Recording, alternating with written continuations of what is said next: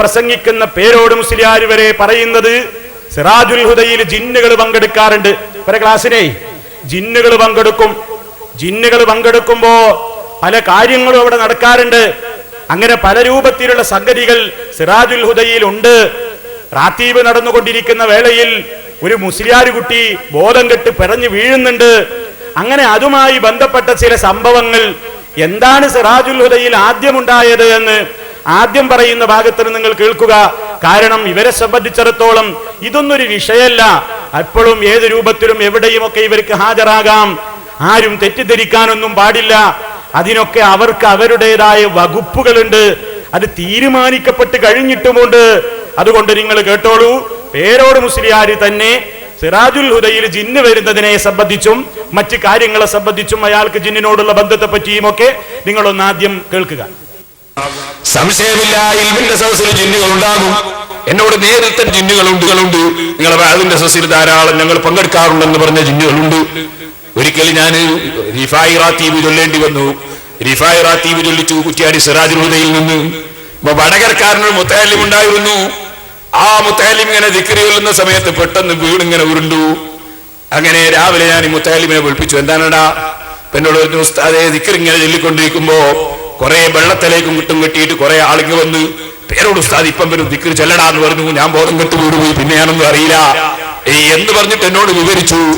ഞാനത് എന്നോട് ദിക്ർ ചൊല്ലാൻ വേണ്ടി ബന്ധപ്പെട്ട് പറഞ്ഞിരുന്നവരുമായി ബന്ധപ്പെട്ട് സംസാരിച്ചപ്പോ ജിന്നുകൾ മുഖേന തന്നെ എനിക്ക് അറിവ് കിട്ടി.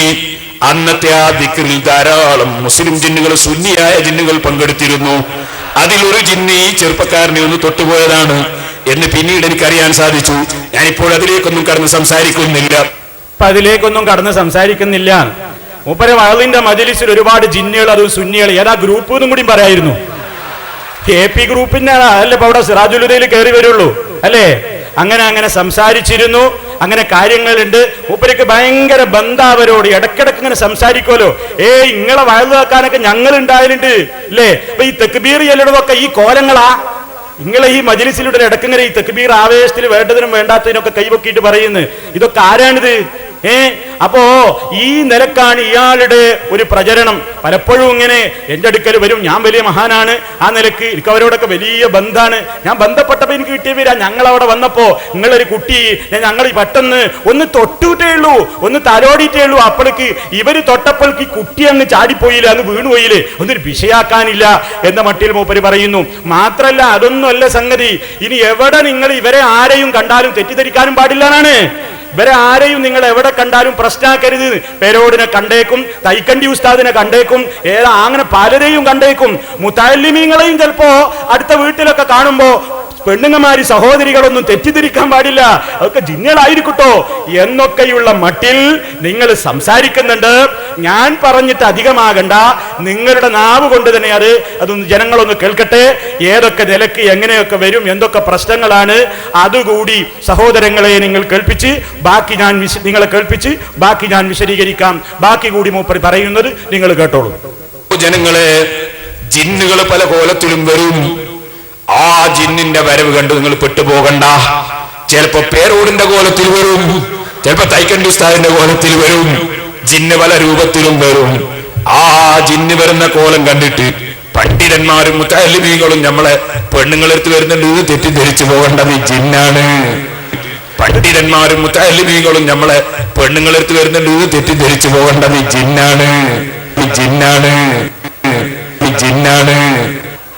ഞാനൊന്നും പറയണില്ല. ഇനി പോയിനുള്ള സാമ്പിള് മൂപ്പര് പണ്ട് പറഞ്ഞത് ചെറുതായിട്ടൊന്ന് ഓർമ്മപ്പെടുത്താ. ചെക്കിയാട് പോയ കഥ ഓർമ്മ പുതുക്കാനാ, ചെറുതായിട്ടൊന്ന്. നിങ്ങൾക്കറിയില്ലേ ഇവിടെ ചെക്കിയാട്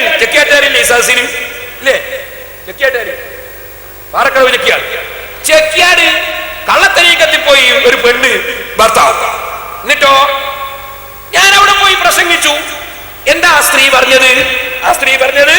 പേരോട് ഉസ്താദ് ഇടക്കിടക്ക് എന്റെ അടുത്ത് പേരല്ലുണ്ട്. പിന്നെ ആരാ വരുന്നത്? പിന്നെ തൈക്കണ്ടി ഉസ്താദ് വരുന്നത്. അവളെ ഭർത്താവ് പറഞ്ഞത് തന്നെ. അവരെന്നോട് ചോദിച്ചു. ഞാൻ പോയിട്ടില്ല. പിന്നെ ബീവിയായിട്ട് രംഗത്ത് വന്നതാ. പിന്നെ തൈക്കണ്ടി ഉസ്താദ് പോയിട്ടില്ല. അതേ സമയത്ത് പോയവർ കാണുന്നു. അവർ വടകരണ്ടൊരു തെരീക്കത്ത്, കള്ളത്തെരീക്കത്ത് ഒരു തങ്ങളെ അത്തള്ളത്തരീക്കത്തിൽ പോയി കുടുങ്ങിയതാ.